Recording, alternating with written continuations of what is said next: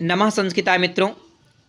आइए आज हम बहुत ही महत्वपूर्ण टॉपिक है आपका संस्कृत का काव्य शास्त्रीय ग्रंथ, यानी जो काव्य शास्त्र के ग्रंथ हैं और उनके ग्रंथकार, बहुत महत्वपूर्ण रचनाएं आपको मिलेंगी।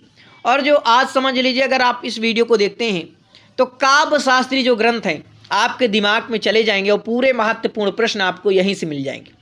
रचना पूछा करता है मित्रों इससे कि भाई नाट्य शास्त्र किसकी रचना है, तो ध्यान रखना है कि जो नाटक वाली शास्त्र है वो लिखते हैं भरत मुनि। इनका समय पूछ लेता है मित्रों, ध्यान रखना भैया, समय ध्यान रखना है। इनका समय दूसरी शताब्दी, सर हमें याद नहीं होता।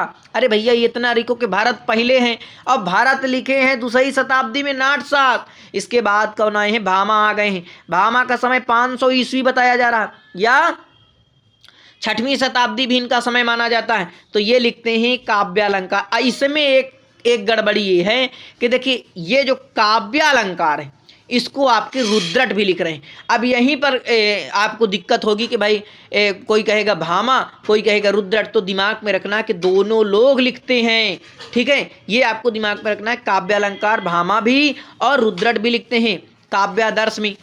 अब आपसे पूछ लिया, ये बहुत ही महत्वपूर्ण रचना है, पूछा कि काव्यादर्श किसकी रचना है, तो काव्यादर्श आपकी दंडी की हो जाएगी भैया। किसकी है? दंडी की। और इनका समय पूछ लेता है तो समय भी ध्यान रखिए, इनका समय 7वीं शताब्दी माना जाता है।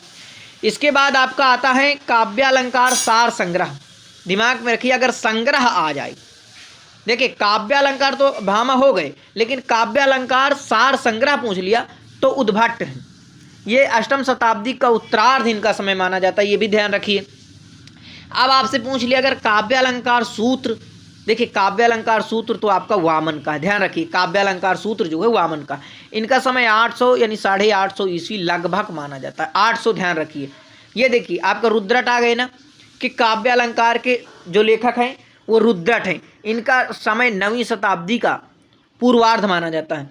ध्वन्यालोक में आनंदवर्धन का 9वीं शताब्दी का उत्तरार्ध माना जाता है। काव्य मीमांसा, काव्य मीमांसा किसकी है? राजशेखर की रचना है। काव्य मीमांसा किसकी है? राजशेखर की रचना है। राजशेखर की 10वीं शताब्दी, ये जो है काव्य मीमांसा यानी जो राजशेखर लिखती हैं ये 10वीं शताब्दी के माने जाते हैं। काव्य मीमांसा ध्यान रखना, बहुत महत्वपूर्ण रचना है काव्य मीमांसा। किसकी है? राजशेखर की। अब अविधाव्रत मातृका, अविधाव्रत मातृका ये किसकी भाई? ये मुकुल भट्ट की है। अविधाव्रत मातृका ये 10वीं शताब्दी के पूर्वार्ध का इनका समय बताया जाता है। देखिए क्रम से पहले आपने 2वीं शताब्दी देखा, फिर आपने भामा को देखा, वो भामा आपके 5वीं शताब्दी यानी कि 550 ईसा पूर्व बताया गया, 500 ईस्वी, वो भी भामा 6वीं शताब्दी के हैं।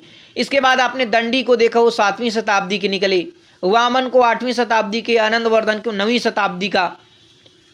और इस प्रकार से आप जो है देखते हैं। अब देखिए काव्य कौतुक, ये भी महत्वपूर्ण रचना है। ये काव्य कौतुक भट्ट तौत की है और इनका समय 10वीं शताब्दी का मध्य माना जाता है। तो अब अपने दिमाग में रखिए, जैसे भट्ट तौत हैं, मुकुल भट्ट हैं, इनका समय 10वीं शताब्दी के आसपास है। अब दोनों एक लेखक लिख लेंगे, जैसे मुकुल भट्ट, भट्ट तौत, तो आपके दिमाग में इतना तो आ जाएगा कि भाई ये 10वीं शताब्दी के हैं। अब कोई पूर्वार्ध का है तो कोई उनके मध्य का ही है ना। तो इतना कोई नहीं, बस थोड़ा सा समय आपको दिमाग में रखना है। देखिए ये आपका बहुत महत्व, 10 रूपक किसकी रचना है? 10 रूपक को 2 लोग लिखे भाई। कौन कौन लिखे हैं? जैसे अगर एक रचना एक काम करना है तो उसमें 2 लोग कर दें तो कौन सी गलती है इसमें? धनंजय और धानिक लोग। जैसे अभी आप देख रहे थे काव्यालंकार को भामा और उद्भट, ये जो है 2 लोग लिख रहे थे। देखिए काव्यालंकार को रुद्रट लिखे थे, गलती बोल गए है ना, तो रुद्रट और जो है भामा लिखे थे। तो इसी प्रकार से जो 10 रूपक है इसको 2 लोग मिलकर लिख दिए, इनका भाई बन गया। तो 2 लोग लिख दिए, धनंजय और धानिक, ठीक है। धनंजय धानिक दोनों मित्रों ने क्या कर दिया कि दोनों ने भैया 10वीं शताब्दी का उत्तरार्ध यानी कि 10 रूपक को नोट कर दिया। अभिनव भारती ये नाट्यशास्त्र की जो है टीका है, अभिनव गुप्त ने जो है 11वीं शताब्दी में इसको लिखा है। अभिनव भारती 11वीं शताब्दी में जो है इसको लिखा। अब देखिए मेरा मकसद ये है कि काव्य शास्त्री जितने भी ग्रंथ हैं आपको इसी वीडियो में पूरे मिल जाएं।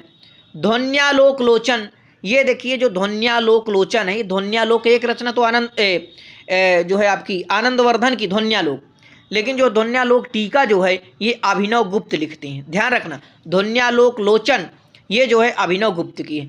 काव्य कौतुक विवरण, काव्य कौतुक विवरण, ये देखिए काव्य कौतुक का विवरण यानी अभिनव गुप्त लिखते हैं।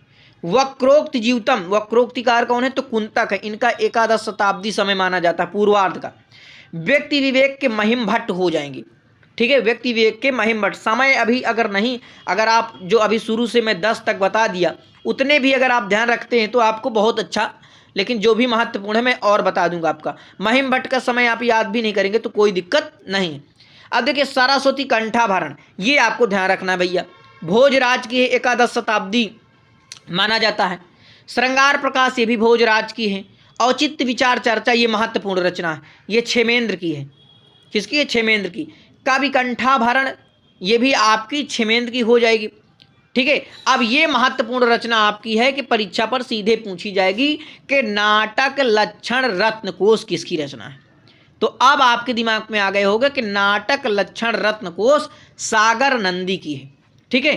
काव्य प्रकाश किसकी है? काव्य प्रकाश बहुत महत्वपूर्ण रचना है मित्रों, मम्मट की है।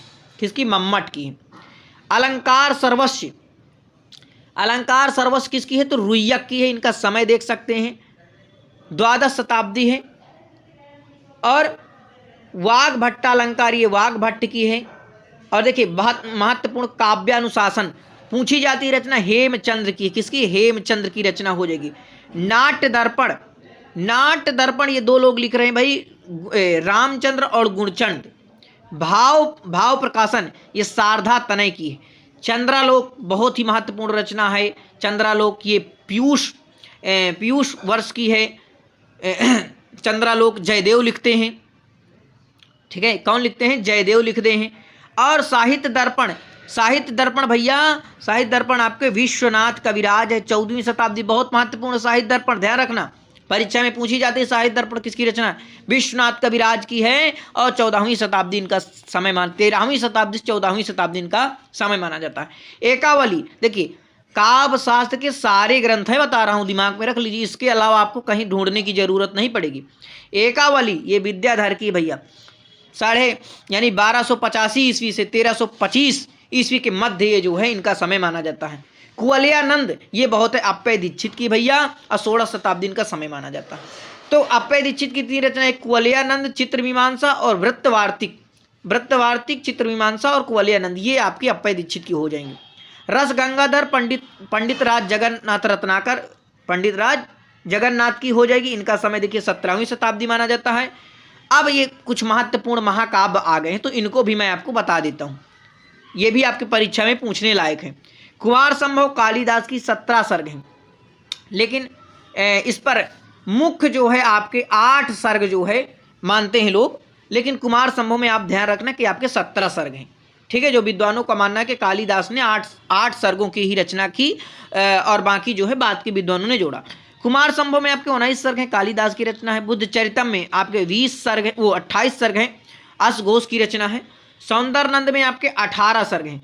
देखिए सौंदर्यनंद में 18 सर्ग हैं और किरात अर्जुनियम में आपके 18 सर्ग हैं। तो आपके दिमाग में चला गया होगा मित्रों कि किरात अर्जुनियम सौंदर्यनंद में इन्हें इस प्रकार से याद कर ले कि 18 सर्ग हैं, लेकिन किरात अर्जुनियम भारवी की केवल एकमात्र रचना है।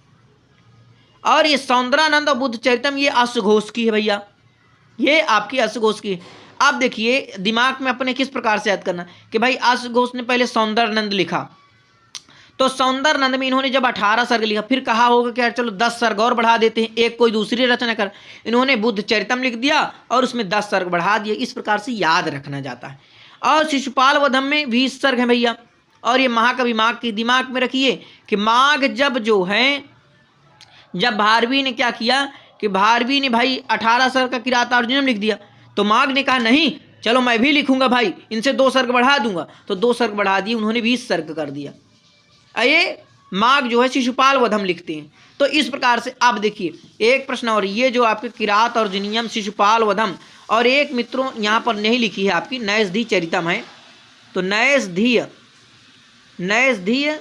चरितम है आपका। तो ये मित्रों बृहत्त्रयी के अंतर्गत आते हैं और इन्हें बहुत बार परीक्षा में पूछा जाता है। अब नैषधीय चरितम में श्रीहर्ष की है, इसमें 22 सर्ग हैं। तो इतना आपको ध्यान रखना, काव्य शास्त्री पूरे ग्रंथ में आपको बता दिया हूँ। नमा संस्कृताय बहुत बहुत धन्यवाद। अगर कुछ भी आपको समझ में आया हो तो अपने मित्रों तक जरूर शेयर करिए और संस्कृत का प्रचार प्रसार करिए। बहुत बहुत धन्यवाद अंत तक देखने के लिए आपका।